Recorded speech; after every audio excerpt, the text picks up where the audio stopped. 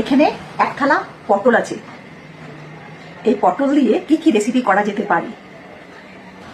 এক হচ্ছে পটলের দোলমা, মাটন কিমা পুর ভরে, চিকেনের পুর ভরে, মাছের পুর ভরে, আর পনির পুর ভরে, ড্রাই ফ্রুট দিয়ে পুর ভরে পটলের দোলমা সুন্দর হবে। হচ্ছে এটা দই পটল, পটলের দো পেঁয়াজা, আলু পটল দিয়ে রসা, পনির পোস্ত ভাপা, তারপরে সর্ষে পোস্ত ভাপা ভালো লাগবে। তার সাথে হচ্ছে দই পটল, দো পেঁয়াজা, আর হচ্ছে আলু পটলের রসা, তারপরে আলু পটল ভাজা, পটলের ভর্তা, তারপরে হচ্ছে পটলের ঝালর, নারিকেল পটল খুব ভালো লাগবে। তার সাথে দই পটলও ভালো লাগবে।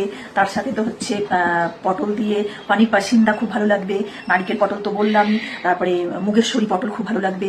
তারপরে হচ্ছে এটা হচ্ছে যে মুড়ি দিয়ে মুড়ি ঘন্ট টাইপের পটল, ভালো চাল দিয়ে আতপ চাল দিয়ে মুড়ি ঘন্ট টাইপের পটল খেতে খুব ভালো লাগবে।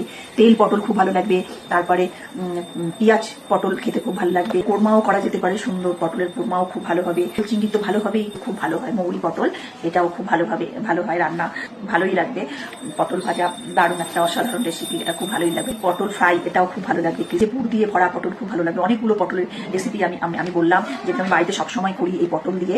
তোমাদের কাছে কোনো বিশেষ কোনো রেসিপি থাকলে আমাকে কমেন্টে করো, যাতে আমি করতে পারি রান্না। যে রেসিপিগুলো আমি বললাম সেগুলো আমি প্রত্যেকটা রেসিপি আমি বাড়িতে করেছি। প্রতিটা রেসিপি খেতে খুব সুন্দর। পটলের মোরব্বাও করেছি। পটল একদমই মিষ্টি হয়, এটা সিদ্ধ করে জল ফেলে দিয়ে লবণ পুর ভরা বড়ি মোরব্বা টাইপের করা হয়। সেটাকে শিরা রসের মধ্যে জোগানো হয়, দারুণ লাগে। চিনির রসে ওটাকে চাল দেওয়া হয়, ভেতরে পুর ভরা হয়, ক্ষীরের পুর, ওটাও খুব সুন্দর খেতে, দারুণ লাগে। তোমরা আমাকে কমেন্ট